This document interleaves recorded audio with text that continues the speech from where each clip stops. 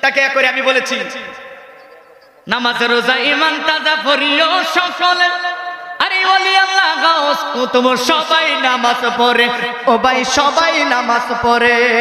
ওরে জান্নাতের ওই চাবি নামাজ, জান্নাতের ওই কোরআন খুইলা দেইকো, ওয়াহাবি বালানা সুন্নি হইয়া থাইকো, মুনাফিকি বালানা ইমানদার হইয়া, ও মুনাফিকি বালানা ইমানদার হইয়া থাইকো, সুদ খাওয়া বালানা।